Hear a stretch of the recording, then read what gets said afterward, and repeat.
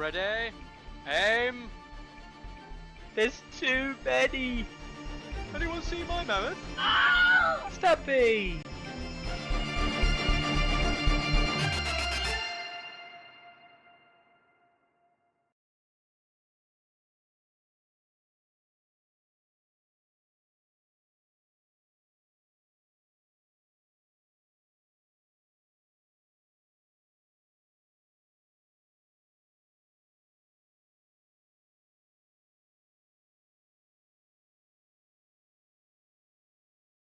Nice. I am back. It's a Monday. I'm back and it's a Monday. Hopefully everyone knows what that means. Yeah, it's been a couple of weeks. Obviously we didn't have an episode last week. Mostly down to the fact that I was away in Durham. We were at our War Games Club. We were playing some board games and things to celebrate the bank holiday while we had the time off, which was nice. But yeah, I'm back again this week. No guests this week, and it's not going to be a particularly long episode today, just because basically I'm ill.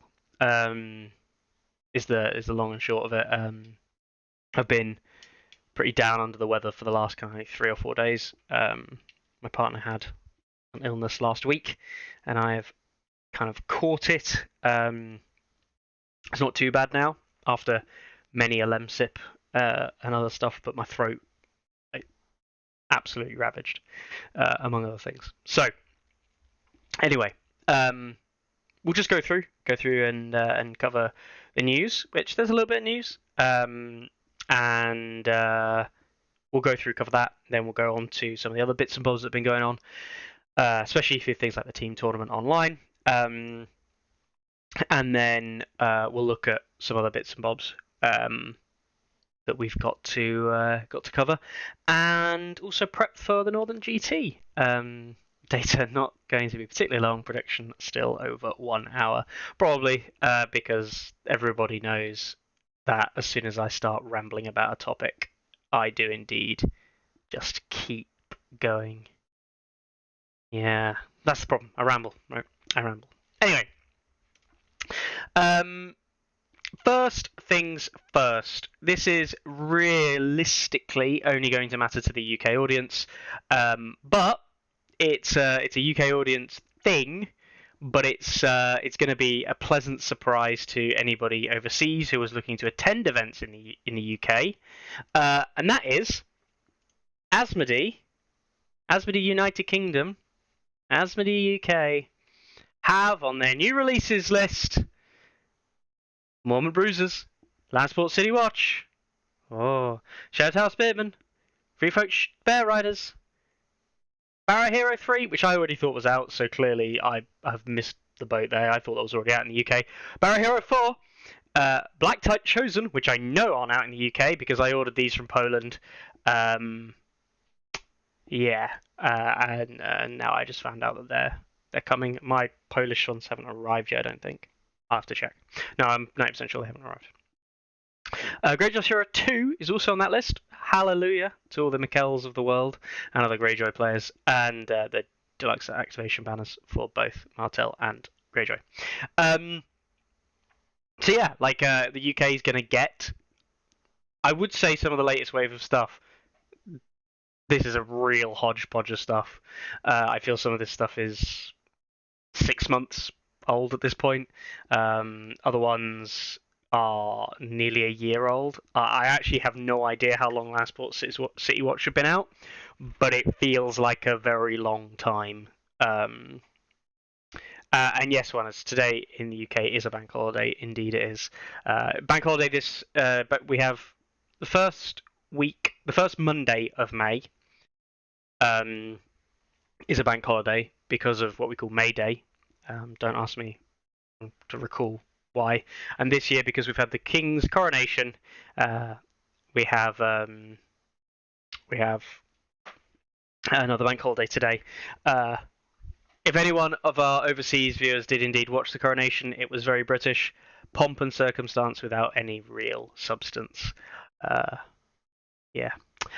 Still no red cloaks, says Codex Phil. Yeah, still no red cloaks. Pretty sad, isn't it? Pretty sad that we are now. It's 2 years. It's 2 years since red cloaks came out. Pretty much. I 100%.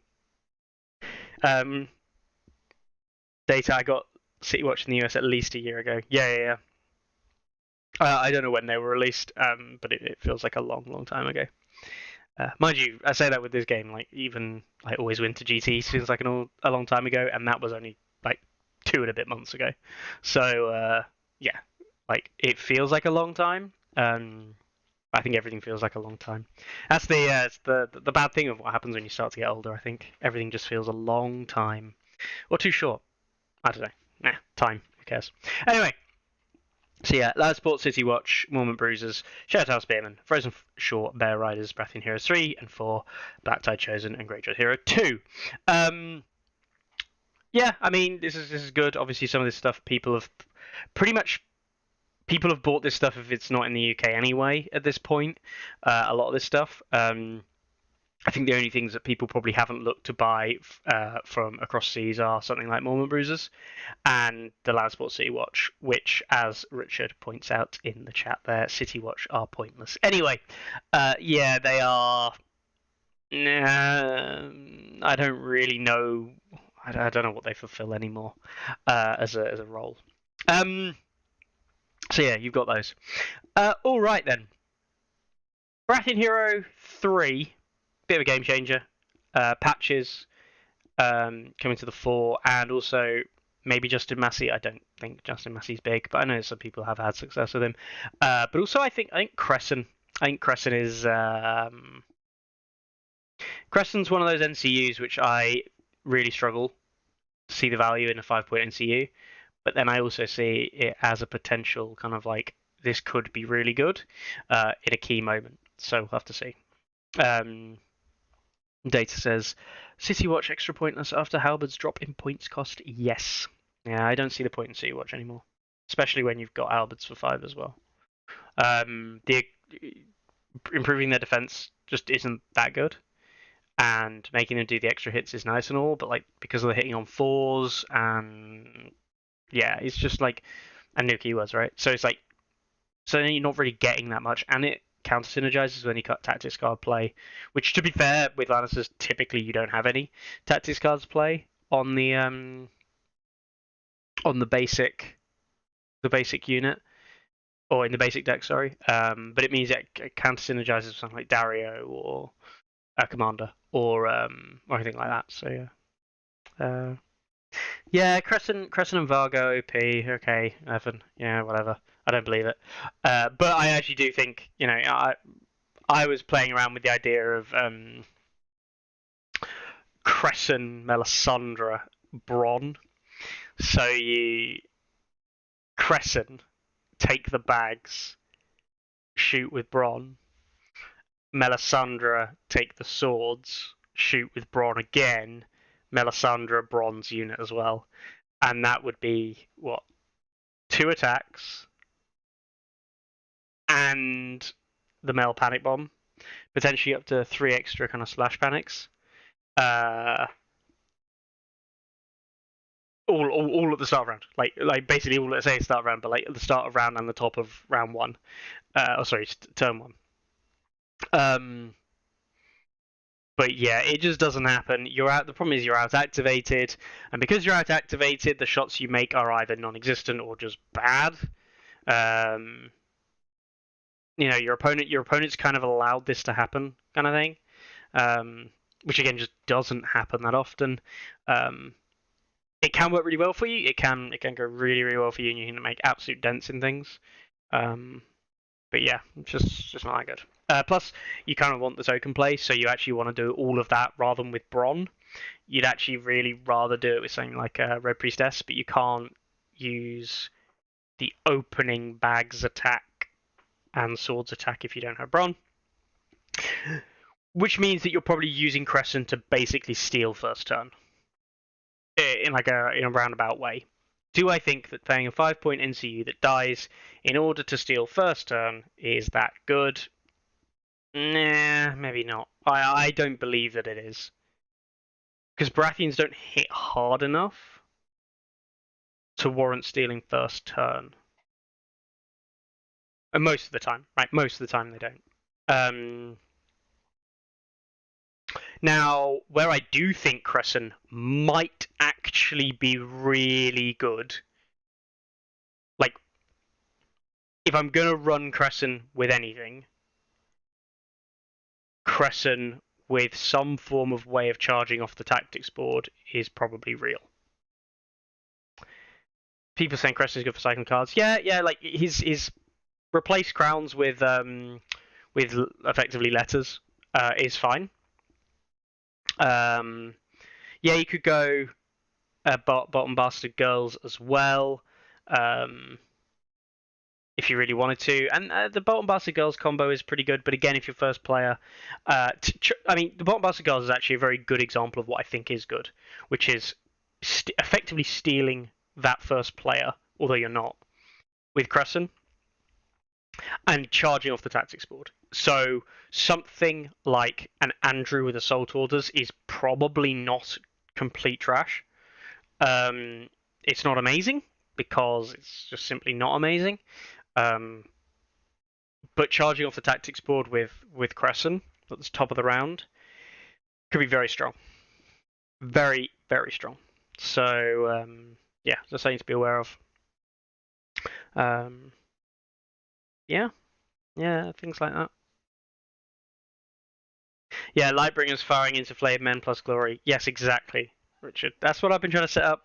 And, like, fundamentally, it just doesn't work. It just doesn't work as well as you think it's going to. Because if you're probably playing a 7 activation list. If you're playing a 7 activation list, you're not playing an 8. And if you're playing an 8, you can see this combo coming a country mile off. So you don't play into it as heavily. Or you make it so it's just not very good. Alright then. Alright. Anyway, that's just my take on Baratheon Hero 3. I mean, I've played everything in the box pretty much outside of maybe Bryn Farring, I think. Maybe Dale Seaworth. Have I played Dale Seaworth? I haven't played any Dale Seaworth. Yeah. Dario Commanders and Lightbringers. Says nobody. No, I refuse. Alright, okie dokie. So, that's where we stand on UK releases. As we know, Boltons are the next thing due to be released. We've not heard anything outside of Boltons as of late. No other spoilers or anything like that. And as far as I'm aware, the various contacts that we have that are related to Gamma, nothing came out of Gamma either. So we've had nothing from Gamma, and we've had nothing as of the last kind of couple of weeks outside of this. So really, the next release, that we're looking at is the Boltons. I am half expecting some unit boxes for someone to come out. Like, I don't know what. I'm half expecting to see Semi-C. Oh yeah, Martel Hero Box 3. Hero Box 2, sorry. Yes, data. That's the other thing we saw, wasn't it? I'm half expecting to see another Martel unit drop, potentially. The early days, if there was one. I would expect to see a Greyjoy attachment box quite soon. Even though I don't think there's many good Greyjoy attachments, I do expect to kind of see one. But yeah, we'll have to see there. What else am I thinking? Heroes 3 for Greyjoys could be coming out. I don't know. I think it's a bit too early yet for Greyjoys. Because we have yet to see... Nah, it could happen. Yeah, it could happen, I guess. Greyjoy Hero 3 maybe later this year. I wouldn't say early this year, I'd say later. I think we're probably due a new unit or two for maybe... I mean, Targaryen have been... I mean, Brazen Beasts, sure, but like... Where's the Mother's Men? Where's wears that kind of side of the faction. I'd half expect to see something Targ related. I always am half expected to see Targ related though. I also think we're probably due for maybe a Night's Watch unit. We've had Hero Box 3 was the last Night's Watch releases. We haven't had anything Night's Watch since then. Stark Lancers have things kind of on and off with things like the Bog Devils and Granagman Bog Devils, sorry, and Kazurok Honor Guard. So Greyjoy attachments rumors, 2 Swarsworn and 2 Reaver Captains. Just make my 5+ units count. Yes. Evan, I'll include a different scope for Drowned Men since they don't have any calories. Yeah. Greyjoy attachment box, 4 Drowned Priests, 1 Victorian, 1 Asher, 2-point attachment. Crones, give me my Targs, yes. Yeah, I do think Night's Watch and Greyjoy are up there in terms of like actual releases. I mean, neutrals will always need releases, but they just had Lysini Pirates in theory. So I'm not expecting neutrals really. Free Folk shouldn't have another release, not until at least the back end of this year. What with Bears being the last release, which was not too long ago. Yeah, we'll have to see. We'll have to see. All right then. So actually, I tell you what, we might see an actual Baratheon unit get released because we've seen attachments and commanders obviously, and CUs, but we haven't seen a unit actually get released since Riders of Highgarden or Pikemen. So yeah, maybe a Renly or Stan. I mean, technically you've got Baratheon Heroes 4, haven't you? Which is a unit. Said literally no one ever. Yeah, we'll have to see. You apologise tonight. My partner's working, and I have to just keep an eye on the dog. She won't go out when it's raining, and it's raining quite heavily here. But she does need to go outside to the toilet, so she's pacing. I just have to be aware. All right. Cool. So that's releases. It's what I kind of like expect as well. I'm not. I don't know. I'm not really expecting anything release-wise outside of that, and we'll have to just see, won't we, in time to see if anything kind of crops up. Okie dokie. Right. Let's own in on the next thing, which is Northern GT. Northern GT is Data can't be nice watching Greyjoy. They've got new releases. Look, it says so on this website. Yeah, okay, whatever. Rainbow Guard is the unit in the same way that neutrals are a faction. Yes, exactly. So Northern GT is this weekend. That's what I've kind of been thinking about a little bit. When I say I'm thinking about it, where's my list? There you go. I've been really thinking about it with Double Ramsey. Yeah, that's not what I'm going to take. I haven't actually got a clue. I haven't got a clue what faction I'm going to take along and play yet. I was going to borrow Carlo's Targs. I was going to use my own Greyjoys. I am debating on what I take along to the event. It's weird. It's weird being in this position, not knowing what to take. Specifically, like, not even what faction. I'm pretty sure, depending on if this box arrives. Oh, pardon me. I'm pretty sure I know exactly what units I'm going to take, and what lists I'm going to take, I should say, should I choose one faction or the other.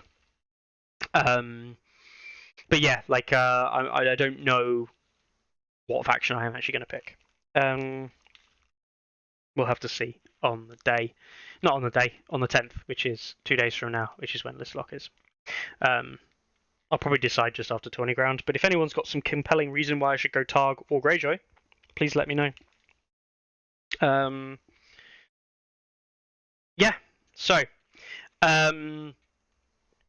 that's Northern GT really. Been working with a lot of people across Europe definitely, and a couple of Americans as well, in preparing the community FAQ, which I know that Northern GT is going to be following. Some rulings kind of like stripped directly out of existing FAQs, which people have gone, yeah, that is a fair ruling. Some other rulings where there's been debates and we've had to put things forward there, and some other rulings where it's like there's a debate, but there's like a clear, you should probably do this. This is the best way of resolving this situation. Richard's saying you should go Greyjoy because I'm playing Greyjoy. Yeah. Winning Greyjoys would be a pretty big flex. Yeah, I mean it would evil, but like, like I already know what other people are taking to the event, and like in terms of like not list wise, but like faction wise, and I already know that I will not win the event if certain players take the factions I believe they're going to take. And that sounds really kind of like down on it, like, oh, I can't win an event, or like no one can win the event. But like I just expect these players to, like, I expect certain players to perform at a high level, and if you give them a high level faction, then they will probably just win an event. It would be like saying giving me Mance Free Folk and then expecting me to win an event would be like, you can't. Well, back in the day, right? That was what people expected, was what people were saying. But like, I can sit here and say to you that I believe that that's the case. Is with other people in this game. Dan says no Greyjoys, Mickey. I hate your list. Yeah, sorry, Dan. I have put you through the ringer with that Greyjoy list a fair few times. It's rather unpleasant. Targ and Greyjoy are my main two most play on. Targs, non-Drogo feel the most fun for me right now. Yeah. I mean, I've got a list that, I mean, I'm not even going to hide what these commanders are. Like, it's obviously a Marcelin list because I think Marcelin is actually probably quite good. Marcelin in a list, but it's really jank. So you like basically half your list is just there to die. And it's, I don't mean like freedmen either. It's all just stuff that's designed to die, while 2 units in your list do all of the work. It's such a flawed idea. Such a flawed idea, but hey, I love it. Yeah, and then yeah, I could play Greyjoys. I enjoy playing Greyjoys.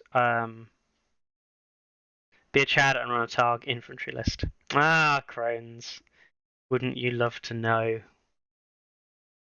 Are you saying that run an infantry list with no cavalry? Or are you saying like an infantry main list? What's your definition of an infantry list, Crones? Because yeah,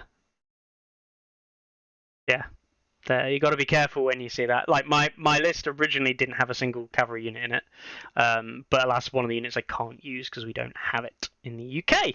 Hey, heard that one before.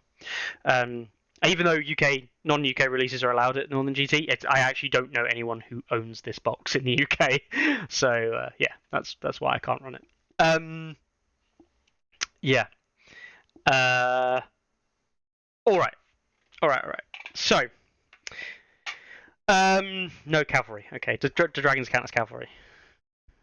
No Varamir. Yeah, I'm not gonna run Varamir. It's don't need to. I don't want to. I can enjoy the game with him. I enjoy playing. I think people think that I'm just gonna play Free Folk all the time. I enjoy playing Free Folk a lot. Like, but yeah, I'm just not that bothered by Free Folk at the moment. Went to Always Winter, played 2 lists that I'd made like a month prior to going to Always Winter. And yeah, I just kind of played and enjoyed it, but like, yeah, doesn't enamor me. It's not fun in the way that it used to be fun, right? When I say used to be fun, I don't mean like taking Mance and crushing everyone's hopes and dreams, but like I used to enjoy the list building and thinking about that. I just don't do that at the moment.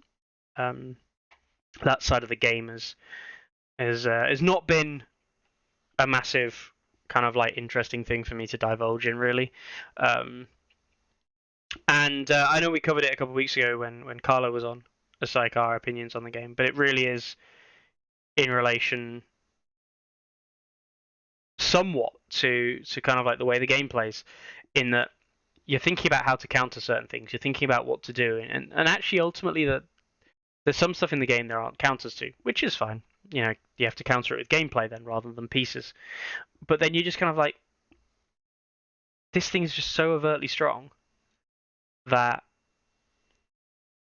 I don't have a counter, and I just have to accept it. I just have to accept that this is going to happen. And yeah, it's just not as enjoyable.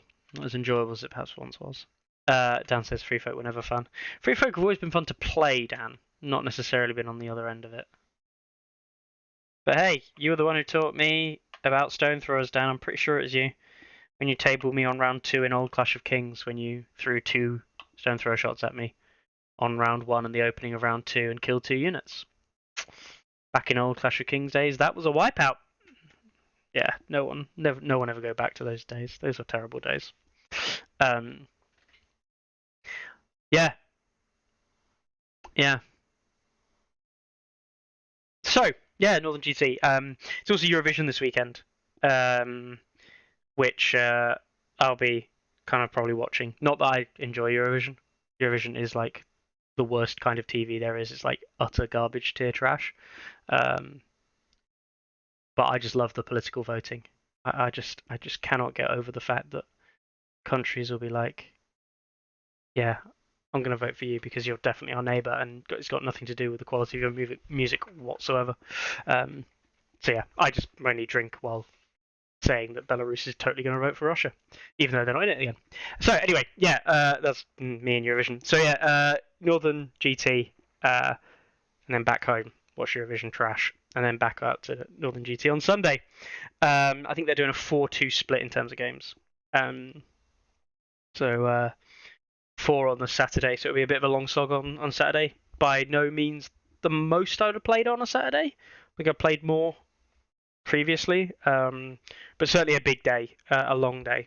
So I'll have to see how that one goes. And then yeah, we've got then 2 on the Sunday, which is nice and easy. Back home early on Sunday. You can chill before Monday work. Ugh, who works on a Monday? Certainly in the UK, who does work on a Monday? Not any of us. Right. So, what else? What else we got? What else we got to discuss? Oh, the team tournament that's currently ongoing. It's just entered week 4 of its now I believe 5-week run. I think most of the teams voted for a 5-week event. So yeah, I think we're going for 5 weeks. Yeah, can't actually tell who. Yeah, I'm sure that's right. Anyway, so yeah, we will see how that one kind of lashes out. The event standings so far looks like France are in the lead. Spain in second. Well, joint. France, Spain, and Poland are all kind of like in the top, but France has the most points. Then you got Germany, the UN, and Wales kind of like in the middle bracket, with Germany and UN with more points than Wales by quite a long way. Then you've got US, England, Canada in like a tier underneath that, and then you've got Hungary at the bottom. So yeah, the way it does wins and losses is based on overall points scored, crushing, standard, and minor, or draws. Not like draws ever happen really. So it give you the 4-0, 3-1, or 2-2 splits depending on which side of them you come down on. So yeah, it's interesting to follow along with that. Yeah, I can't say I'm massively. I mean, I'm captain for Team England, and I've barely been following along with it. I just get told who I'm paired up with and pair people up based on what my teammates tell me, if they tell me anything. So, what do I make of the Night's Watch balance this season? Honestly, Sly, I'd rather not talk about it. Like, kind of fed up with balanced discussions. Still means I take part in them, but like, I don't know. I just feel that people say, oh, it's this thing that these things are powerful or these things are powerful. Whatever. People have opinions, right? People are allowed opinions. I'm not going to sit here and say that people's opinions are bad. People are allowed opinions on a lot of things, and that's fine. But the simple fact of the matter is, when you've got good players from across the globe without communicating, and they're all gravitating towards not just one list build, but specific components from a faction, then that component is probably not balanced across the board, right? A good example is Varamir. Varamir is obviously not balanced, and you can partially tell that by his, relatively good performance rates. But it's also because literally everybody who was decent looked at that and went, that seems pretty goddamn strong. Now, people can call things wrong, but like, generally speaking, people don't. If you've ever seen, in some like the card market guys or whatever on YouTube, they do stuff where like they ask Yu-Gi-Oh players to rate Magic the Gathering cards and see if they kind of rated them right or wrong based on trash tier or staples of decks. And people do rate cards incorrectly quite a lot, or at least more commonly than we rate units incorrectly. And that's because, certainly from my perspective, is that it's easy to evaluate a unit in a Song of Ice and Fire because roughly speaking, what the game is like in terms of how the game plays. Unless something is to change the gameplay sequence or cycles, which requires something to be very strong, then the scenarios which occur in a given game are also very common.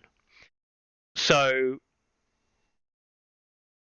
it's like the old Elden double champions of the stag. That did well because it was almost impossible to kill. Now, it doesn't mean it was that good, and I really have to point this out. It really wasn't necessarily that good. It's just that it was impossible to kill. And so a lot of people, when they try and kill it, or if they're having to reach the objectives after the champions of the stag are there, it's very hard to do so. Because you have to shift the unit, and then shifting the unit is hard, and so you're forced into having to kill them. And if you have to kill them, then they're playing into a game plan that they've set, and they're going to win, right? And I don't mean they're just going to win because you're bad, but like they're going to win because you're having to play the game that they want you to play, even if you like delete them, which you can do. It's possible. You just absolutely destroy something like Champions of the Stag. Like you still having to play their game, and that means that you're forced to killing them. And if you fail to kill them, then that's your game plan lost. But yeah, so something like Varamir. Varamir is like, you look at Varamir and go, I was not that fussed on Varamir originally, and then you play around with it and go, yeah, but it allows a 10 activation list, and 10 activation lists are better than 9 activation lists, and that means that this list is good. Q Varamir. Probably broken. Varamir Commander, it's debatable because it doesn't really do anything outside of adding the Greeblies and adding in 11 activation lists potentially. Is an 11 activation good? Well, it probably isn't, but actually the truth of the matter is 11's better than 10. Well, 11's higher than 10, so 11 probably beats 10. Does 11 beat 9? I don't know. Does 11 beat 8? Ooh, maybe it doesn't. But it all depends on what's in them. Right, so yes, you've got all those kind of considerations to think about as well, somewhat. We then have, and I think this is kind of like when we talk about balance, you then have the stuff where it's like, this stuff is obviously just good, so I will put it in basically every list. And that's where, I used to do it. I used to do it a lot, and I still do it to somewhat extent in certain factions. but it's becoming the way the game is played, and I find that boring myself. I know someone was joking about or weren't joking. I don't know. They saw someone did well with some Night's Watch lists this weekend. And they said, "Oh, these are original lists because it wasn't like a John list." But it still had Corrin, it still had Donald, it still had Hunters, and it still had Vanguard. It still had 23 points of identicalness that I see in every Night's Watch list. It's still 23 points of the identical components that are in every single high-performing Night's Watch list. So if I look at that list and say, but it's Vargo Commander, or I look at that list and say, but it's Offal Commander, or I look at that list and say, but it's like jack shit insert piece of garbage Commander here. It's like, yeah, but I don't care because the list is those 23 points, not your Commander choice. And the thing is that people aren't willing to take the truly utter terrible commanders with the likes of I don't see anybody doing that exact same list composition with Dennis Mallister. I don't see the exact because Dennis Mallister actually doesn't work very well with those things at all, outside of maybe the Vanguard. And this is kind of like the point I'm trying to make, is that like lists have become a little bit formulaic for a lot of factions. So yeah, when I talk about balance, I don't think any faction outside of Free Folk. I do think Free Folk are still strong. I do think Free Folk are probably too strong. Raiders, Trappers, some combination of both of those things. Some elements of them need to get changed, but actually, realistically, what needs to happen, more than changing those things necessarily, although I do think changing Free Folk needs to happen. What needs to happen is you've got to decide at a design level what you want the faction to do and what its counter should be.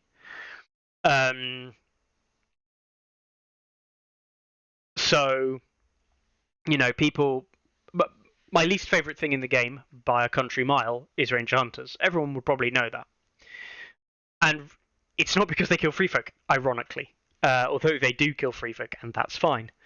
It's good to have lawnmower units when you've got lawns that need mowing, right? You need something that can counter insignificant spam, and to some extent, Hunters can chew through it. That is a good thing. However, what's not good is that if you pay 6 or 7 or 8 points for something with a defensive stat line of saying like a 5+ armor save, 6+ morale, that also gets absolutely obliterated by the same lawnmower. If you pay for an 8-point unit or a 9-point unit with those kind of stat lines, it still gets absolutely obliterated by the lawnmower. Even like 4+, 6+ is still getting killed quite heavily by the sheer volume of dice that they throw. And that's the problem, is that it's not that you've invented a lawnmower unit that can now go and kill those weak units.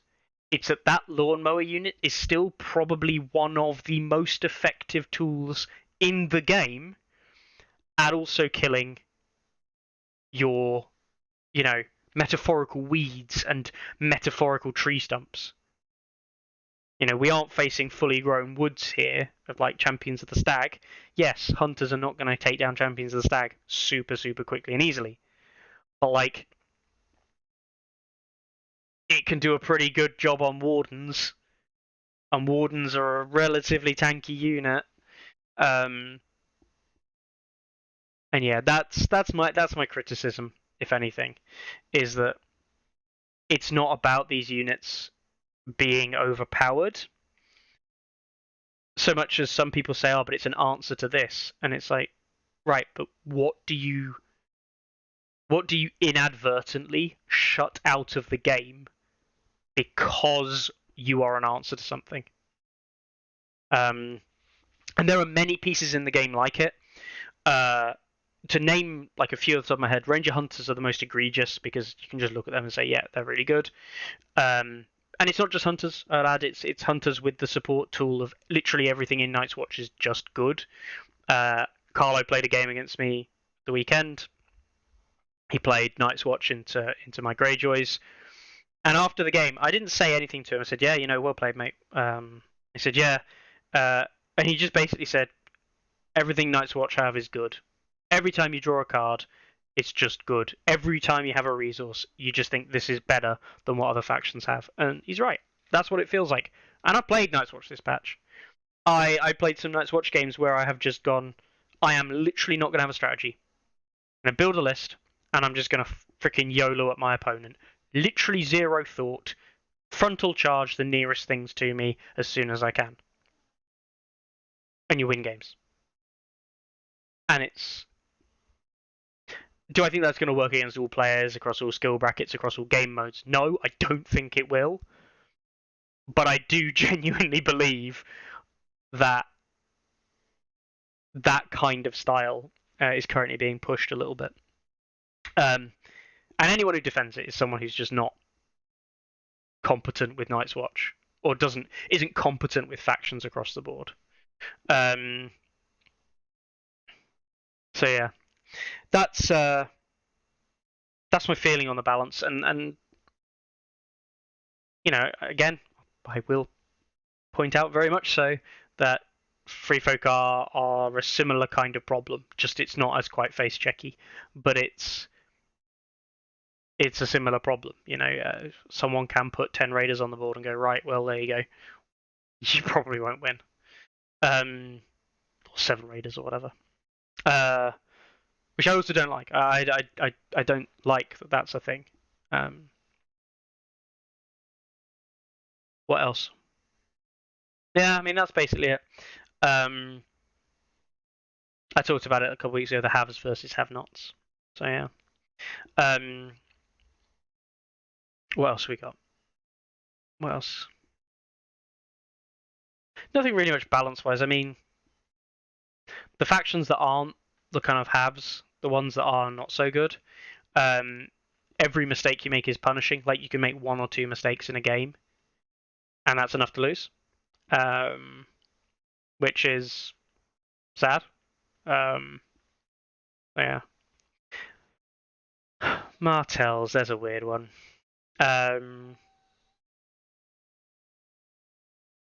Martells. I don't think Martells are busted. It's really weird. I don't think Martells are busted. I do think Martells are a bit of an issue, but I don't think they're busted. The bit that I'm kind of a bit weirded out by is I actually don't know how you make Martells better outside of giving them a like obviously egregiously strong units. Like if they had a 4-point archer unit, yeah, it'd be probably pretty good. But like, I generally just don't see how you make Martells much better than they already are. Because the strength, as Richard says, it's their deck. Their deck is what is good. Their NCUs are very good. Yeah. But this is the problem. This is actually genuinely the problem, right? If you have Ilaria, NCU, yeah, let's actually go look at this, because this is kind of like nuts, right? If you have Ilaria NCU, who every competitive player, basically on the planet, as far as I'm aware, thinks Ilaria is very, very good, potentially one of the best NCUs in the game, right? If you have Ilaria NCU, and you want to make the faction better, one of the things you would have to consider doing is making Ilaria either synergize more, or make NCUs better than Ilaria. If NCUs are better than Ilaria, like, that's insane. That's actually insane, because it's so obvious that they would be the best in the game, right? It would be like in 1.6, not 1.6, sorry, be like in last patch. In the last patch, if they'd have, instead of amended Mance and nerfed Mance, if they'd have made a commander have a set of tactics cards and a commander attachment that was just better than Mance, everyone would have sat there and gone, what the fuck? Like, that is not a solution. You do not make another free folk commander better than this. I don't think the designers are going to do that. I don't believe the designers are that short-sighted or incapable. However, do I think that they could get units that could bolster them? Yes. There are a couple of units, or should I say holes, in their roster at the moment, which could be filled. If they get a 4-point solo, that does open up list building for them. It allows a certain list archetype of going 8 activations with unit of Royal Guard and with a unit of your skirmishers, and that might be really good. But yeah, people are saying their math keeps them at 7. Not really. At the moment, you can run 8 activation like Martel lists. Hey, why do people say this? Not having to go at you, Stephen, here whatsoever, but why do people say this? Like, it just baffles my skull so much when people are like, but it keeps them at 7 or it keeps them at 8. And I just look at this data and go, right, well, there's your data for activation play rates. 8 barely sees play, right? But 8 is still winning. Right? 7 is currently proving to be better. Marginally. The 4-3 is currently proving to be better. I do believe that 8 will be stronger in the long run. Let's have a look back at Season 2 so far. Season 2's for both so far. Let's have a look at just March. 8 was overtaking 7-3 in March. This is the April. 8 suffered real heavily. Yeah, so 8 did terribly in April. But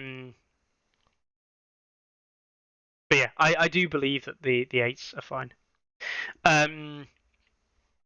With Martels. Yeah. I mean, anything. This is a real, like, don't do this because this is not the way you should do. You certainly shouldn't be doing this with the data, right? You should never do this with data in the way that I'm about to explain things. But generally speaking, if someone's doing better with lower activations, they are bucking a trend. And that probably means they're too strong in some way. Like, Martel, I mean, that's hilarious. But like Martel's doing better with 7 than at 8 implies they're bucking the trend of higher activations equals better, meaning, and it's not the case of, but Martels work better with lower activations. It's like, no, they do. Yes, factually you are right, but what it also means is Martels are probably too strong, right? It's a one and the same thing kind of thing. A core gameplay mechanic is having more activations is good. If your faction works well with less and performs better with less, then you're bucking the trend on a gameplay mechanic, and that means you are strong in some way, shape, or form. So, let's again look at Night's Watch. I mean, Night's Watch is telling, right? Still played prevalently at 7, which is nuts. Still played at 7 majority, but there's a hell of a lot of 8 played, and we know what the vast majority of those 8s are going to look like. And look at 8. The 8 activation, I've just read that, that's a 4-4 activation. That's nuts. That'd be Samuel Gilly, right? The 7, which is more like, it's an 8 activation, but it's a 7. But it's also performing at, 0.5% of a win rate difference between the 4-3 and the 5-3? Like, these lists are performing at 57.5% and 57%, give or take, like 0.01 of a percent. These lists are performing so well. It's unreal how well these lists are performing. And there's no difference between the win rate, basically. None to speak of. Now, win rate's not the only thing, right? Win rate isn't the only thing. But, like, This is nuts. It's these two things here are like, wow, and then you literally invert the win rate down to a 58% loss rate or 60% loss rate when you're down in here.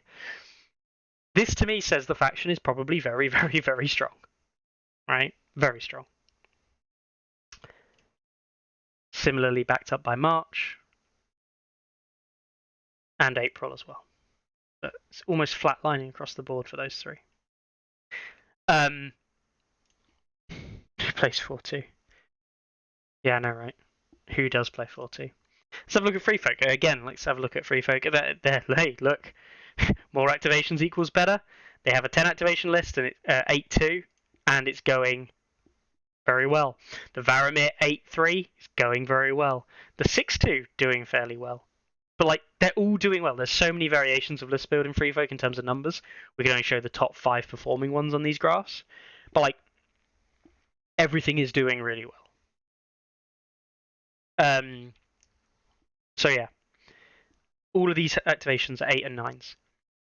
Virtually no one playing 6s and 7s. Although I do think it's weird that they're even logged on there as things to watch. 6-3, most prevalent win rate, most prevalent played, but it's the 8-3 that's winning the most, the 10-3 that's doing the next best. Then you've got 7-2 and 6-3, which 7-2 beats out over 6-3 just marginally. Oh look, more activations equals more win. It really isn't that hard. It's different, we see here, but I mean these play rates, that play rate's tiny. Play rates across the board for March and these couple are actually quite small indeed. But yeah. It's interesting to see that the 6-3 was beating the 7-3 this particular month in April. Interesting. But yeah, prevailing wisdom, more acts equals more better.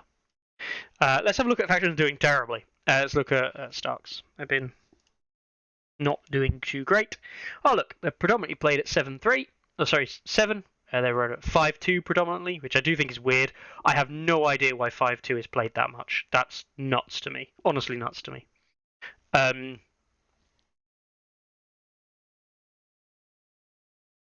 Yeah. Holy shit, don't play 5-2. Please don't play 5-2. And we see the win rate. So this is for all of Season 2. Oh look, it's the 8 that's doing the best. And the 7's doing by far the worst. The 9 activations pulling better than the 7, not quite as high as the 8. Is there a reason for the 9? Oh, I mean, first of all, they've got tiny game numbers, which is just a small thing to consider. But actually, yeah, the 9 doesn't perform as well because typically the 9, perhaps win rate wise, the 9 is going to be playing into stuff that's also high activations. The reason you run the 9. Do I think the 9 is better than this? Yeah, probably. Yeah, I do think the 9 will be closer to this kind of win rate when we see it.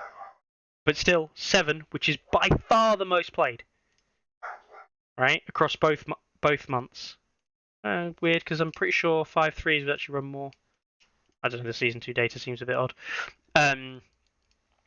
5-2s in Starks are just bad. Right. So yeah. Just something to more acts, more good. Anyway, anything that just generally speaking that moves away from that trend is going to be weird. There are some factions that won't be weird if they move away from this trend. Lannisters, for example, can run a 10 activation list. Would I recommend it? God, no. I would not recommend a 10 activation list on Lannister at all. I think that would be a terrible idea. 5-3 and the 4-7s both performing well. The telling here is that Lannister work better with more NCUs, with all the 3 NCU lists performing significantly better than the 2 NCU counterparts. Right. Look into... Let's go with Greyjoys, because Greyjoys run a weird mix of stuff. Oh, a lot of people running 8s. A lot of people running 8s compared to the rest. Like, significantly higher. And the 8 has a significantly higher win rate than anything else. Wow. Okay, that's a bit more healthy. That March data is grim, with only the 8-5-3 doing well at all. Let's have a look at April though. April we see the 9, 6-3, 4-3, 5-3s all doing okay. Don't run a 7 activation list at 5-2, guys. Okay, it's very small game numbers, but... Yep, another faction that just does better with 3 NCUs, which is mental because they have 4-point units.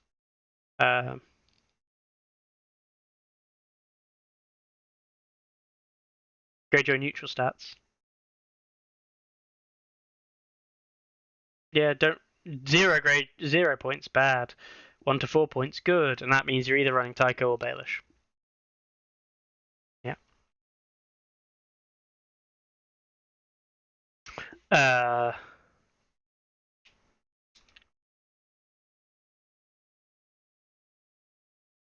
16 to 20 is the most winning there across season 2. Well, do you think every faction was designed to reach 8 activations? I mean, it's a bit of an odd question because, yes.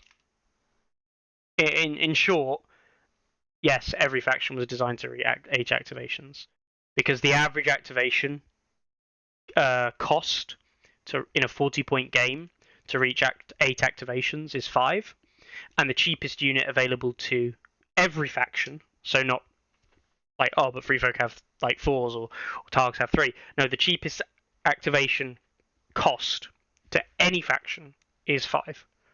So by definition, you can run 8 5-point units and hit 8 activations in a 40-point list, and every single faction in the game can do that. So do I think that?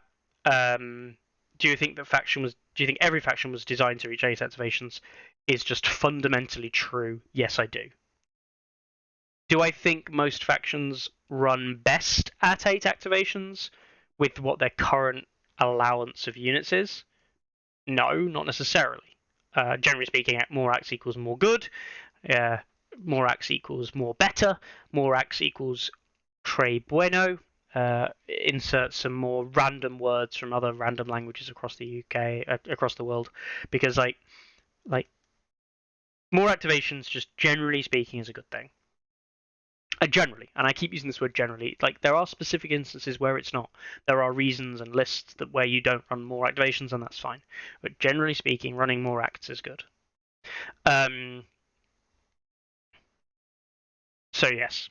Do I think every faction was designed to reach 8? Yes. Do I think every faction works best at 8? No. So yeah.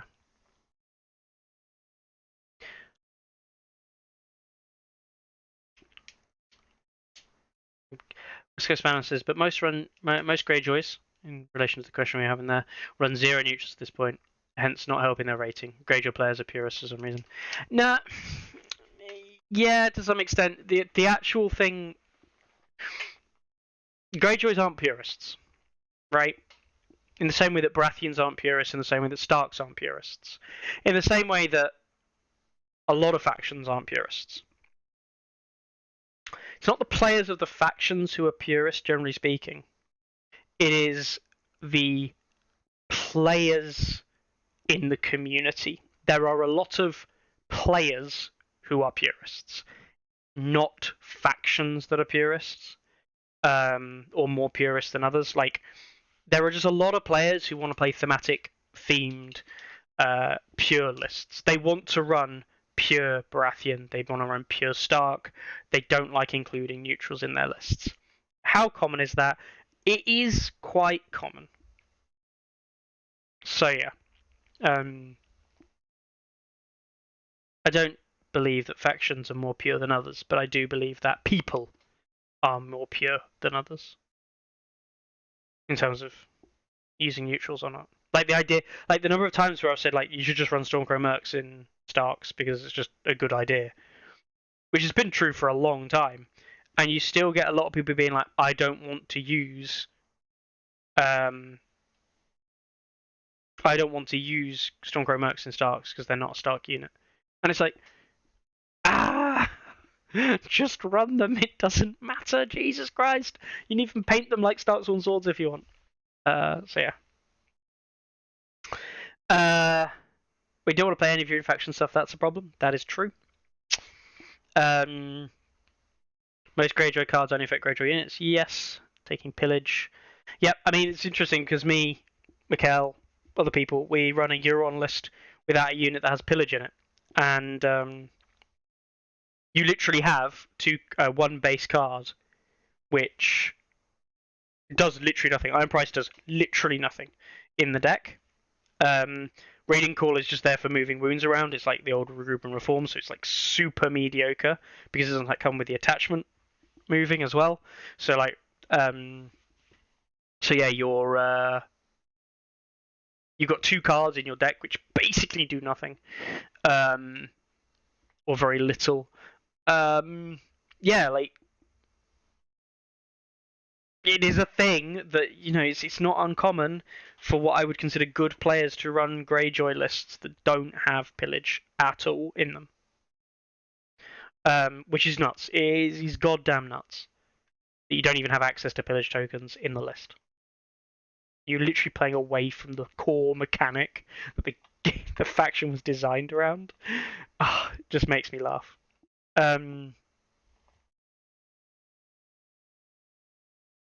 Yeah. Is his Euron list by any chance, Stefan? Is his Euron list something like Euron in Blackguard, double Drowned Men, 3 Bowmen with Asher, 1 5-point NCU and 2 4-point NCUs? Which will be Wendermere and Baelish, probably. Because I run that exact list with Tycho as the 3rd NCU, and like Mikkel runs a similar list. I think he had Baron and he's gone to Tycho now. He sometimes drops that, running Flayed Men and things like that. Like, yeah. Like CD Sellsword's the only pillage unit I want, and they're not even Greyjoy. Brah. Yep, sadness. This is just it, isn't it? Though this is just it. It's like it's just a real thing. And Data, well done on your guess. It's now 2 minutes past the hour. Still managed to chat shit to you guys for 27 viewers, which I appreciate. 27 people watching live for some reason. He's cheap, so no damn men. Fair enough. Probably Trappers. He runs the Asher Trappers then rather than Asher Bowman, and just run Euron Asher Trappers, 4 Bowman if you want. It's just like so dumb. I've got I've got a lovely 8 activation list that I enjoy playing with Balon, which has 1 pillage unit in it. And I do enjoy playing that list. So.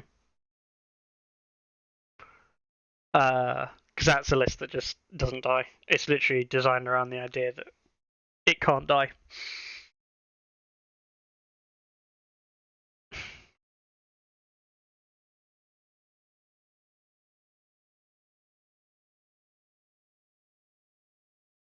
$28 ASOIAF short.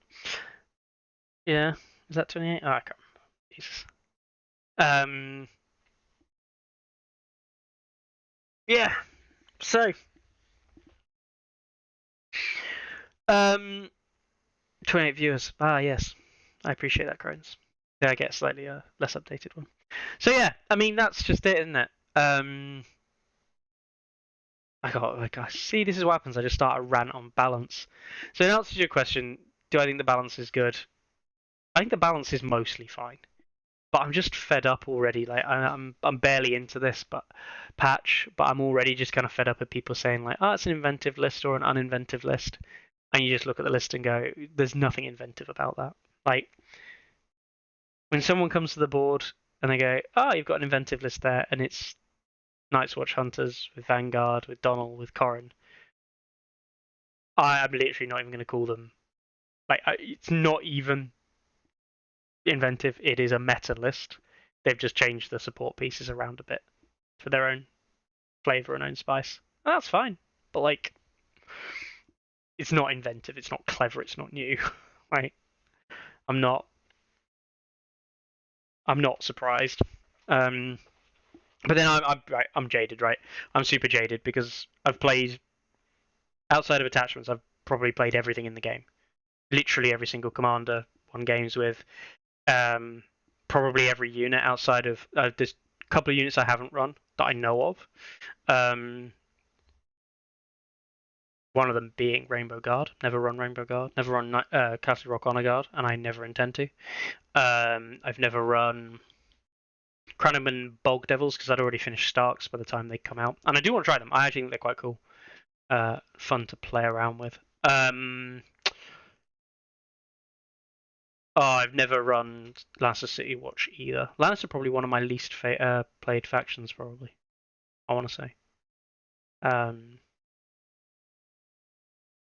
But yeah, Stone Throw is fun and exciting. I mean, it's not Evan. It's not fun and exciting, but it isn't. It isn't Hunter's Vanguard Donnel or Corrin. And the problem is with that catapult list is guess what you do? You probably run Donnel, you probably run Corrin. And you probably run a unit of Vanguard as a point defense for the catapult. So is it fun and exciting? Not really, because it includes the vast majority of what I just listed. You're not running 23 points the same. I apologize. You're only running 16 points the same, but then your Stone Thrower to 24 points. Right? Yeah. It's probably not that much different. God, I sound really angsty and jaded there, don't I? But no, it's just like, yeah. Yeah. Anyway. So, I'm gonna start on a new idea. So I'm gonna start on a new idea, which is something that I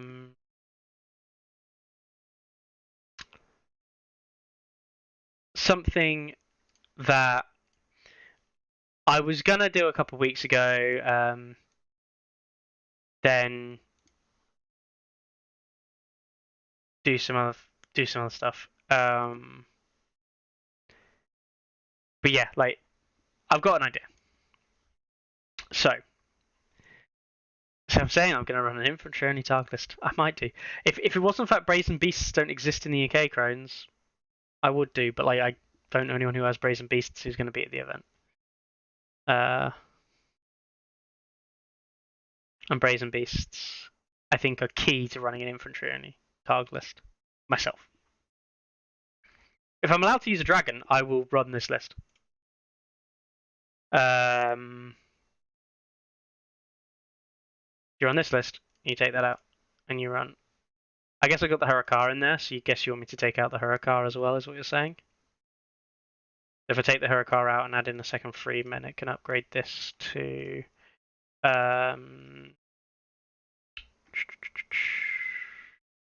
this one, and then you this one. So you run Marcelin Unsullied, Drogon, Stormcrow Lieutenant Unsullied, Freeman. You could also drop out that and run Miri if you wanted to run Miri.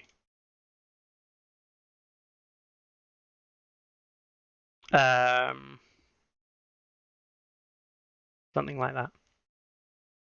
And this is a goddamn meme list of shit, but good fun. You could, if you really wanted to, run the pikeman here instead of this Sullied Swordmaster, but I like this one. I like this list.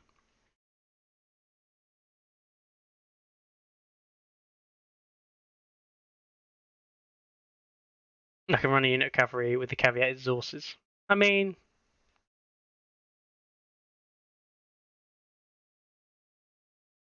yeah, you run Unburnt. Sly. So, the problem is with running Zorses is they don't actually fit into the list. Like, not like this anyway, with this setup. Yeah, so you run Unburnt, Sly, because this whole list, the whole purpose of this list, is to absolutely shit all over 8 activation lists. Like this list, this will, in theory, completely screw over any 8 activation list. Because you've got these 2 units here. You Missandei to get your free men on the board on round 1 or round 2. you then proceed to play your 9 activation list now into their 8 activation list. You bum around doing fuck all with most of your units, burning activations. Then at the end of the round, you march Marceline forward and go, right, you can actually activate your freedmen and sacrifice them, just run them forward. Literally march 10 forward. Watch as they go and kill them, probably, because they will probably just kill them. It doesn't matter, they've activated that round. Who gives a shit? Right? It does not matter. You then activate Marceline and move him forward, probably where they're running low on activations now. And hopefully not playing Lannisters. It doesn't work as well against Lannisters, because Unburnt gets stopped. But then you just penultimate activation of the round. They've got nothing left to move at this point. You charge your dragon into something, which you've been setting up with your positioning of all your other units. Your dragon's gonna be in range. You charge your dragon into something. It doesn't matter. You attack. Danny Unburnt, replacing a zone on the tactics board. Attack, and then you take the swords on the top of the next turn. Attack. Your dragon gets 3 unhindered attacks in a row against your opponent. If they've got things like Tycho and other healing and things like that, there's a possibility they survive. But like against the majority of targets, that's going to be 3d3, which can range from 3 through to 9. 3d3 plus 3, 2, then maybe 2 or 1, depending on what you roll for the middle dice. So it's going to be like a minimum of like 3d3 plus 6. And that's without including the panic tests, right? Panic tests on top can increase the amount of damage you do.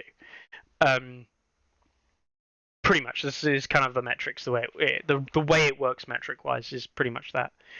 And all with panic tokens potentially from Drogon. Like, there is absolutely no reason why this shouldn't kill nearly anything in the game. Unless they've got healing. Makes it more difficult. But yeah, you just do that. And if Marcelin's engaged with that unit at the top of the next turn, sod it, you just activate, rather than taking swords with Danny, or swords with anything, you just Missandei, because you don't give a shit if you lose their abilities. Take the swords if you don't have the second devotees of the dragon, and just hit with Marcelin instead of the dragon, potentially. If you want the maneuver with the Marcelin to block the dragon charge, or whatever. Right, point in case, you probably just kill whatever you need to kill. Yeah. That's just what you do. And then you just do that again, and you do that again, and you do it again, and you keep doing it because at this point you've just killed one of the most expensive units. You're now just going to rampage through the rest of the list. You don't give a shit if your Freedmen die. You don't give a shit if your Heracard dies. You don't give a shit if your Brazen Beast dies. These are all just units that are just there to absorb, while those 14 points of Unsullied Swordmasters and Drogon do all of the work for you. All of it. If your other 3 or 4 or 5 units between the Freedmen coming onto the board ever get a goddamn fucking kill, who cares? Like, brilliant. You just won the game harder. And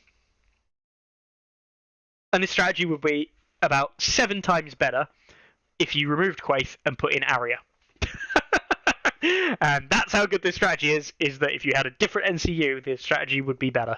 But you don't have access to that NCU, so, I know you can say about so many things, but yeah. Cool. There you go, that's how that works. God, imagine if Marcel instead of... So, Devotees of the Dragon, keep that. Sod Warcry off, even though it's like automatic with the dragon. Keep Supplied, Supplied's fine. Nah, keep Dev Impact. Go on, we'll keep Dev Impact.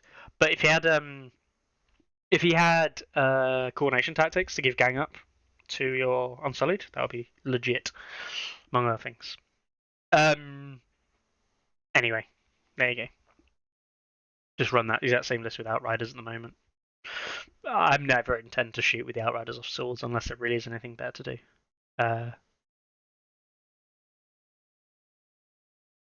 Yeah. All right, so that's that. So anyway, that was just a meme thing that I was suggesting. our other option. So hang on, our other thing that we're going to do. My other thing that I said I was going to do a while ago, and I realised it's getting on for normal length episode after I was saying it was going to be short. Build around lists. Right, okay. So I have a list of stuff that I'm going to be building lists around. And basically each week I'm going to try and build a list around a specific unit. Okay? And I'm going to go from the top. First on my list is a Stark unit. It is the Mormon Bruisers. To signify their release in the UK, why not build a list around them? So, first thing I'm going to say, we have to have at least one unit of Mormon Bruisers in the list. There you go. Christ alive. I have to try and make this work. Holy shit. How did this... What change did this get for Season 2? They made it 6 points. Okay. Okay, yeah, so it's 6-point unit. Right. So, House Mormon Bruisers. What commander do I think they work best with? Well, Mage Mormon is obviously the Mormon commander. Do I think this is a particularly good combo? Christ. Sustained Assault's okay with them, except for the fact that Sustained Assault is an absolutely god-awful card. It's okay with them. Support Bear Island is a fine card, and Here We Stand is a fine card. No, is the short answer there. Mage Mormon offers nothing. Ricard, what's he got running? He's got Taunt. I like Taunt. Taunt is a good card. He's got superior numbers. He's got Fueled by Slaughter. I'm interested. A Need for Vengeance. Yep, that's also pretty interesting. Probably not amazing. And Cast Dark Retribution. Interesting. I think Ricard is probably not a terrible choice. Yeah. Let's just put in the NCs first of all. We're going to put in Area, and we're probably, rather than going down the route of Lyanna, we're going to go down the route of Cats. This is not a Lyanna list because Lyanna gives you the kind of things that this unit has itself, and you want this unit to kind of grind down lower, so you need the Cat to support. We could also look to rely a little bit more on the North Remembers, so it's always having its highest attack die, meaning we don't have to rely on Cat. But I quite like Cat. Okay. Oh, do apologise. Yawning a lot. Oh, jeez. We probably shouldn't use Brynden Tully.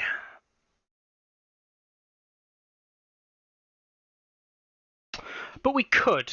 So I suppose we could use Brynden Tully.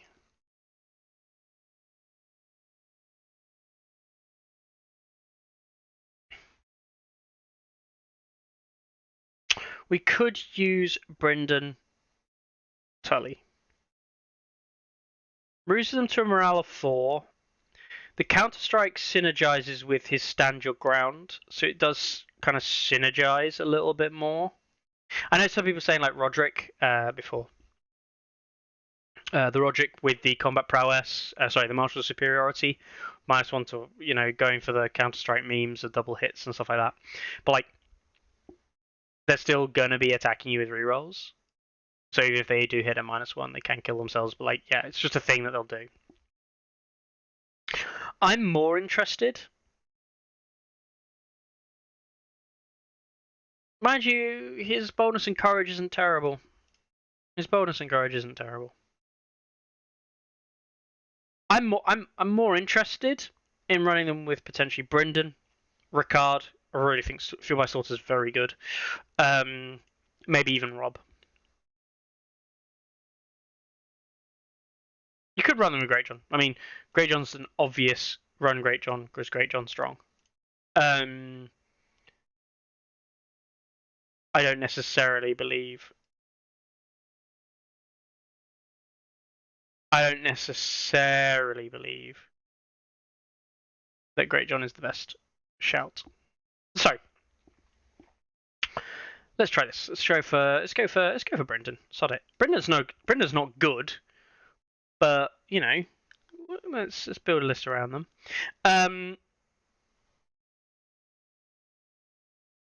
So we need a range threat. We need a way of threatening their ranged units. I like it. Let's run a unit of Outriders. 6-point units are trash, and we're running 2 of them. It's a good start.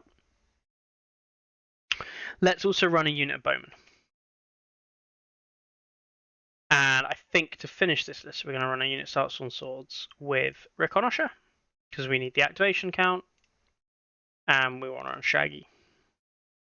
Leaves us 5 points left, and we've got 1, 2, 3, 4, 5, 6, 7 activations. Nice! 1 point short, which means we can drop out the starts on swords for our Stormcrow Mercs, and in comes Eddard NCU. Boom. So, what's the intention here? It's not as good as the olden days type kind of stuff, but the entire intention is to keep the Stark Outriders alive and harassing. Stormcrow Mercs with Reconnoisseur, Shaggy Dog doing their thing. Your 2 main frontline units in the Bruisers and the Stormcrow Mercs both have Counter-Strike, so you put out terrain that removes rerolls. You don't actually have to remove rerolls because... No, I like this Eddard. Was the Warden of the North. It's the one I want. I could run the other... Hand of the King one, but I think Hand of the King's terrible. I don't like Hand of the King myself. So yeah, I'm going to go for Warden of the North. I'm going to go for Cat, Arya, Shaggy, Recon Stormcrow, Brendan and Bruisers. Now, Brendan with the Stand Your Ground means that you can drop a Bog to protect the Reconnoisseur unit. You can then drop a Palisade to protect your Bowman, and then you run Brendan in the middle with no terrain, ideally even a Weirwood, which seems mental, I know. Means you're auto-passing tests, pretty much. You go down to a 3 morale, and with the auto-passing of tests, all of a sudden you basically don't have to worry at all about taking morale tests, and more importantly, you counter-synergize. Every time you pass, you're healing up with Eddard. Bang, bang, bang. And you ideally are using all 4 tokens to heal. Just keep your bruisers in the fight, keep them absolutely plugging away. You don't care if they get a bit surrounded or get a charge in the flank or anything like that, because the initial engagement won't get the flank bonuses from Stand Your Ground. The idea is just to stand your ground in the middle of the fight, have the Bowman harass in, have Shaggy Dog running point, have Outriders along with Reconnoisseur on one flank, the Bowman and Shaggy Dog on the other flank, and you just start making a mess of people. Don't be afraid to angle Brendan a bit strangely on the middle objective, giving your opponent a flank charge. If it opens up a flank shot with your Bowman want to be shooting into the flank of whatever you run. Yeah, something like this. This is kind of like what I'm going to try. So I say I'm going to try. I am going to try this list at some point.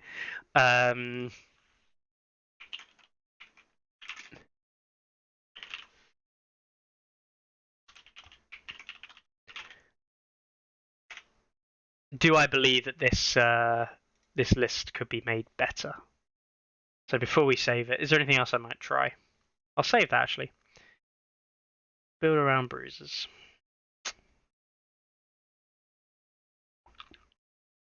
Where it fails to save because my internet's being rubbish. My internet's been rubbish the last couple of days actually, even though the stream is good.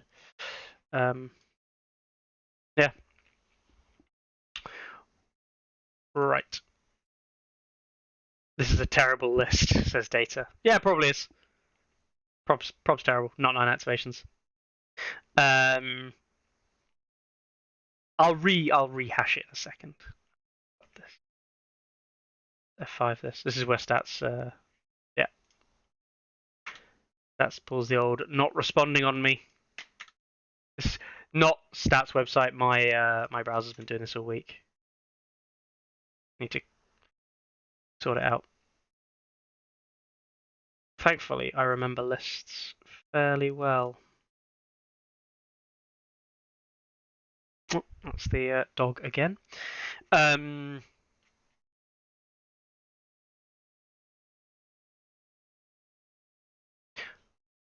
Jesus, this is a bad list, isn't it? I mean, it is predicated around an idea that is bad, which is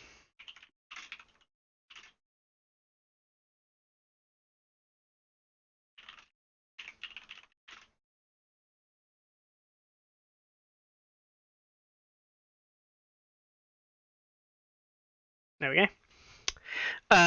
Missing out on the huge affiliation bonus from Brendan's cards on most units. That's true, yeah. I do forget that Brendan doesn't offer basically anything. Yeah, it's nuts, isn't it? What a pointless affiliation. Right. Also, yeah, that's the other thing as well. You get the refuse to yield, and you're saving on your morale is now on a 2+ in the middle objective potentially, and everything becomes vulnerable. And then you shoot it more with Grid your bowman and your start bowman, and it's more vulnerable. And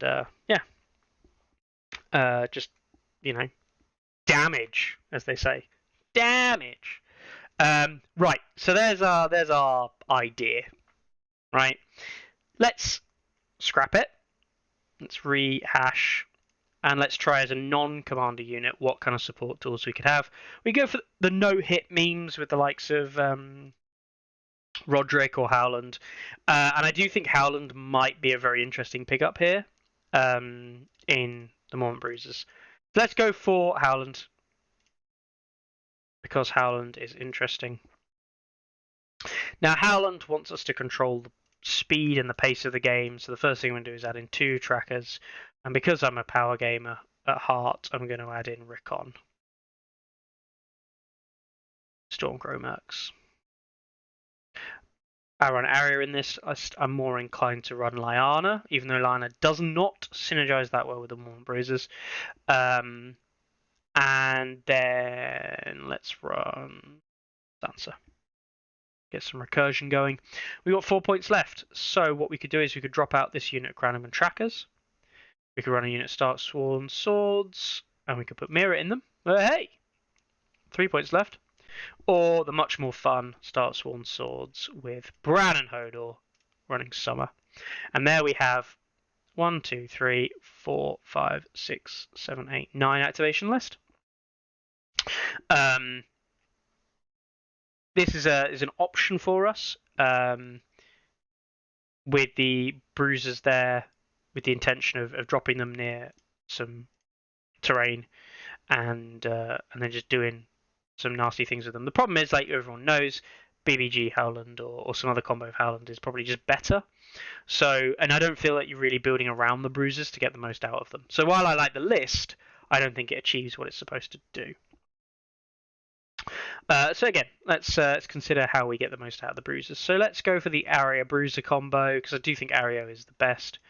And as people have said, oh, I should run Sirio for Earl and them. Yeah. I personally just don't think it is that good. If you're playing for Counter-Strike when you've already got, like, this unit is already just exists at this point. Like, Sirio in Bloody Mama Skirmishes does the same thing. So just do that instead. It's another -1 to hit because Disrupt and Agile. That being said, what else could we run in here? We could run Rickon Osho in there for double Counter-Strike.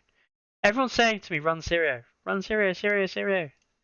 Sirio, Sirio, Sirio. A Sirio by me. I actually think we could run it with the Crownham Survivalist. Lucius Escape synergizing with Arya and Pathfinder, meaning we get the rerolls on our charges regardless. Syrian Clowns is just much better for Counter-Strike memes, honestly. It is. Which is why I think we should play away from it in the Counter-Strike memes. Oh god, Brendan Tully's 2-point attachment is not good. Paladins, you, yeah, probably. I mean, you can tell I'm looking at 2-point attachments here. This is how crazy I've gotten. No. No. The Crown Survivalist, I think, is probably really interesting if you're going to run it with an attachment. That'll probably be the one to run it with. You could also run it with the Storm Sword Captains. I don't think they're terrible nowadays. Don't put a Crown Warden in there. That would be a mistake. So yeah, let's run Bruisers. Let's run them in a bit more of a traditional list.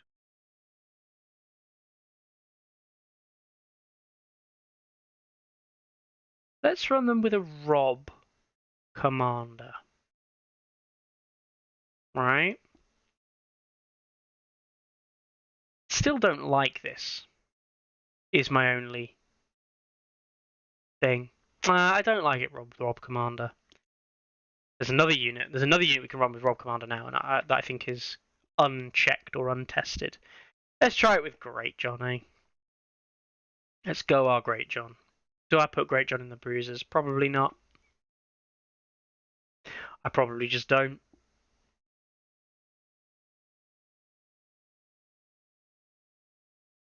No, it's just not as good.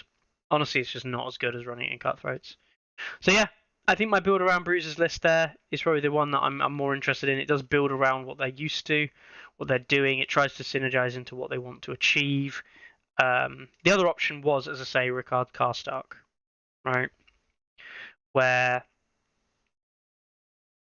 we run the Bruisers with Ricard Karstark. Chronic Survivalist is good with the Bruisers because you can put them near bogs, so your opponents don't get rerolls across the bog, and the Counter-Strike gets more work out of it data. That's actually the point of that list. And specifically, you don't do it with bogs, you do it with walls. Because the walls, the Fortify giving the +1 armor as well, means you're a 4+ armor save. Yeah, you still die to ranged attacks, which is where the Brynden list is different, because the Brynden list doesn't die as much to ranged attacks, because your morale's so good. But yeah, like, I like the Crown Survivalist for the ignoring the terrain effects. Because that's actually the bigger thing, right? The -1 to hit meme is nice and all, but actually one of the best ways to prevent your opponent from hitting you and getting the value out of Counter-Strike is not allowing them rerolls on the charge or adding weaken tokens to the enemy. Can't add weaken tokens that easily, although Stark Bowmen do that. Again, that's part of the reason why we want to run the Stark Bowmen in the Brynden version of the list. And removing rerolls from Stand Your Ground, which is what they do, removes the charge rerolls, is also another positive that allows you to run that. So there is value, there is value in what we are trying to achieve. And yes, other factions do have things that will just grant rerolls, but we're not punching with the big boys here. We're trying to just do the best we can with a bad unit, right? And we're building around the unit to try and get the unit to put in work. So yeah, maybe something if someone wants to build a list with like a Ricard Karstark or something. If anyone wants to build a list that isn't just the Syrio Pharrell, I mean, I'll build it. If people don't know what the Bloody Mama Skirmishes version is better, but you run Roderick in something like Bowman, just run that same unit again. We'll run the Bruisers with Syrio Pharrell because everyone wants Syrio Pharrell in the list. Oh, where is he? Oh, I haven't put Arya in, that's why.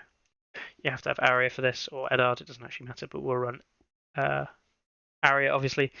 Let's, for this one, run Cat again. We have this. Let's run our staple, Storm, Crow, and Rikonosha. We're Shaggy.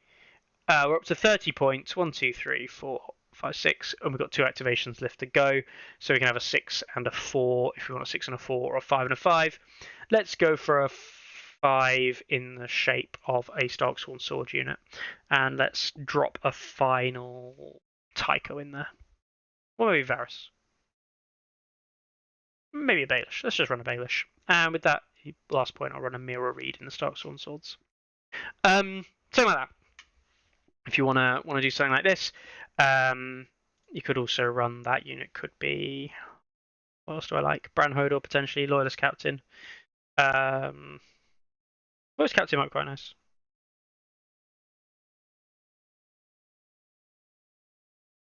Something like that.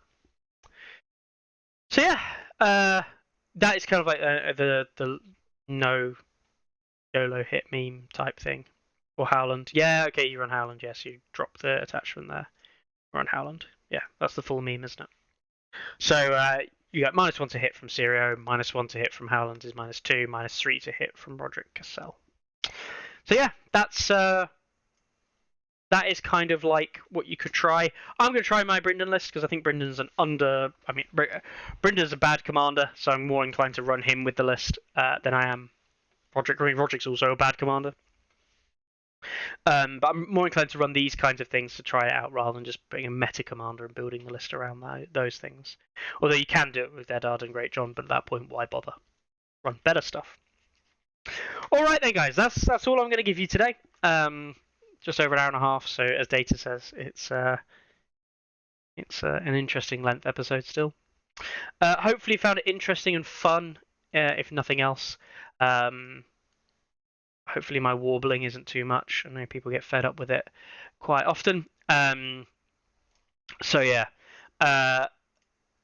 let's run through what we've got coming up. So this week we've got an event happening in Poland at I think that's the Hegemon shop. Yep, Westeros with Hegemon, the second one of their series. So good luck to the Hegemon guys.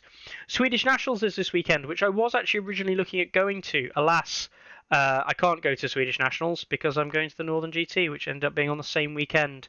So I really hope that our Swedish friends over there have a great event, likes of Forest Pond visiting from Finland, but some of the other guys on there that you probably know the names of, just looking at the list. Pimpmacken, I've seen him before. Wop, obviously. Orb, I've seen him a couple of times discussing things, I think. Beelzebub. Yeah, I really hope it goes well for those guys in Sweden. We Drink and We Play Things is an event in Hanover in Germany. I really hope that small event, 12-man event, goes really well there. Yeah, Red Viper, name I've heard, Chris Hennig, I can't remember his second name, but Chris is there. Martin Koch, again a name I familiarised myself with. So it's good to see those guys playing. An event in Spain, the GT in Barcelona. Again, another event I would have liked to attend. Alas, the Northern GT and Swedish Nationals. So yeah, another event I couldn't attend. But it's another big event happening this weekend. So really good to see there.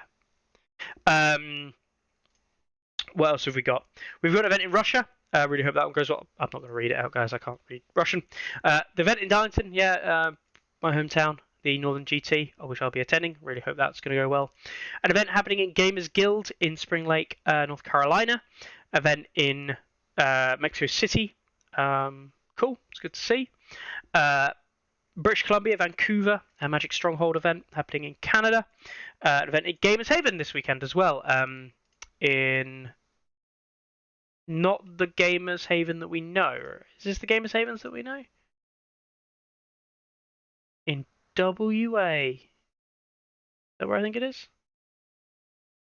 Washington. Washington State. That's not the Gamer Haven that everyone knows. It's a different Gamers Haven. Wow. Yeah, in Washington. So I really hope that event goes well. Not something I've seen before, so that's good to see. Enders Games in California running an event this weekend. There's a Shanghai Fight Club event running this weekend as well, in, strangely enough, Shanghai, China. We've got an event happening in Greece this weekend, a Swords of Spring. Good luck to the Greek community. The ELO event is part of the GT in Barcelona. An event happening in Belgium. An event happening in Hungary. Shout out to the Hungarian guys who've been playing on TTS, playing against them guys this weekend, or this week, sorry. So really good luck to the Hungarians at that event there. We've got a casual, a Cage of Trolls, I'm guessing it's called, in Quebec, Canada. That's happening on this Sunday as well, and everything after that is happening after. So we've got 1, 2, 3, 4, 5, 6, 7, 8, 9, 10, 11, 12, 13, 14, 15, 16, 17 events, including 3 GT or national events as well, guys. So yeah, look out for these events this weekend. Catch up with the Spanish GT, the Northern GT in the UK, and also the Swedish national event, amongst 3 of the probably larger of the events happening this weekend. But also a load of other cool events happening across the US, Canada, and also in Europe. So yeah, do check them out, guys. Follow along over the weekend if you're not doing anything else with your time. See if there's any cool lists or cool ideas or interesting stories or narratives that you see. And as always, guys, have a good weekend. If you've got any pictures or anything from local events you want to send my way, by all means do that. And I will catch you all next week. Have a good one, guys. Ready? Aim! There's too many! Anyone see my mammoth? Stubby!